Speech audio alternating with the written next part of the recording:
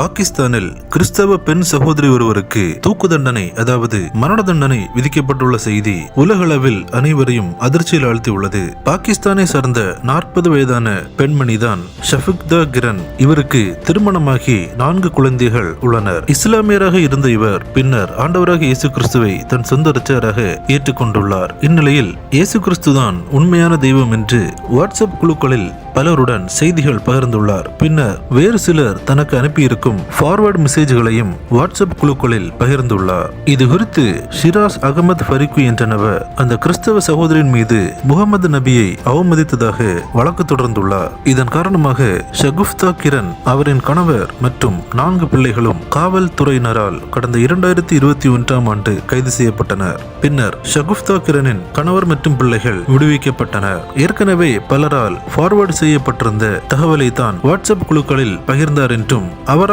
எந்த ஒரு கருத்தையும் பகிரவில்லை என்றும் முகமது நபியை இழிவுபடுத்தவில்லை என்றும் அதிகாரப்பூர்வமாக ஆவணங்களுடன் சமர்ப்பித்திருந்தனர். இந்நிலையில் 3 ஆண்டுகளாக இந்த வழக்கு விசாரணை நடைபெற்றுக் கொண்டிருந்த சூழ்நிலையில் தற்போது ஷகுஃப்தா கிரனுக்கு இஸ்லாமாபாத்தில் உள்ள பெடரல் இன்வெஸ்டிகேஷன் ஏஜென்சி நீதிமன்றம் பாகிஸ்தான் பீனல் கோட் 295/C விதிப்படி மத நிந்தனை சட்டத்தின் கீழ் அவருக்கு மரண தண்டனை விதித்துள்ளது. இந்த செய்தி தற்போது உலகளவில் பெரும் அதிர்ச்சியை ஏற்படுத்தியுள்ளது.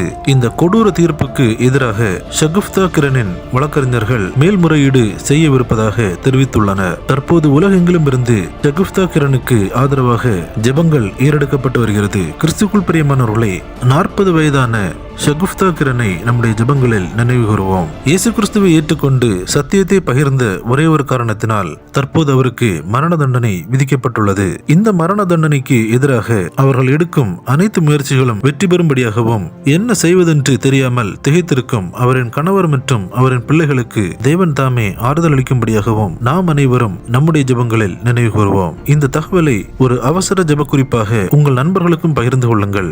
இணைந்து ஜெபிப்போம். தேவன் நிச்சயம் ஒரு மாற்றத்தை கட்டளையிடுவார். கிறிஸ்துவுக்குள் பிரியமானவர்களே, இந்த தகவலை தவறாமல் உங்கள் நண்பர்களுக்கும் பகிருங்கள். எங்களோடு இணைந்து பயணிக்க இந்த சேனலை சப்ஸ்கிரைப் செய்து கொள்ளுங்கள். தேவன் தாமே உங்களை ஆசீர்வதிப்பாராக.